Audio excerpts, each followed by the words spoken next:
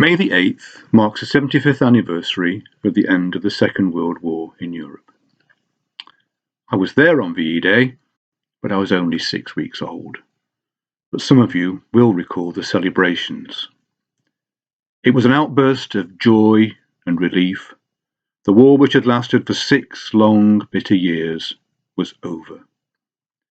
At the outbreak in 1939, there had been the fear of what this new type of war might bring: gas attacks, bombing, invasion. This was followed by the dark days of 1940 with the fall of France and the evacuation from Dunkirk.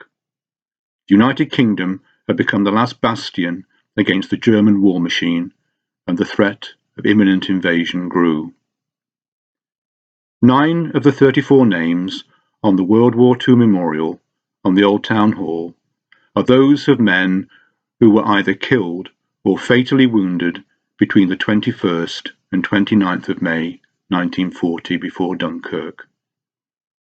So June 1940 must have been a time of great sorrow in Farringdon. Until then, there had been relatively few victories and mainly defeats. But the Battle of Britain that followed in the summer of 1940 ended the threat of invasion.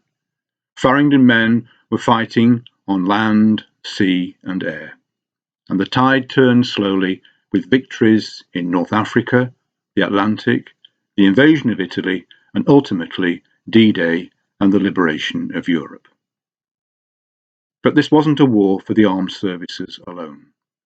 The whole country was mobilised. Women worked long hours in the factories and on the land in order to produce the arms and food needed for the war effort. Civilians were also in the front line.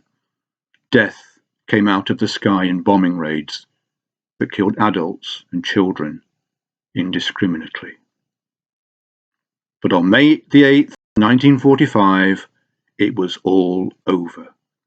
We had endured the blackout and rationing and shortages, but we had pulled through. Hitler was dead. His vile crew were defeated.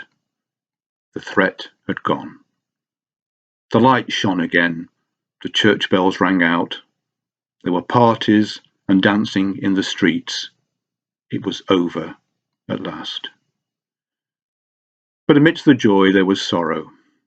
The armed services had lost 384,000 killed, with 376,000 wounded. Over 67,000 civilians had been killed, so there were few in the United Kingdom who hadn't lost a family member, loved one, friend, or acquaintance. There was still a war to fight against Japan, there was still rationing, and there was the job of reconstruction and rebuilding society. But that was for tomorrow. Ring the church bells. This war was over. If you are seeing this before 3 p.m. on Friday the 8th of May, please take part in the nation's toast to the heroes of World War II. Raise a glass and say, "To those who gave so much, we thank you." If you see it after, do it anyway.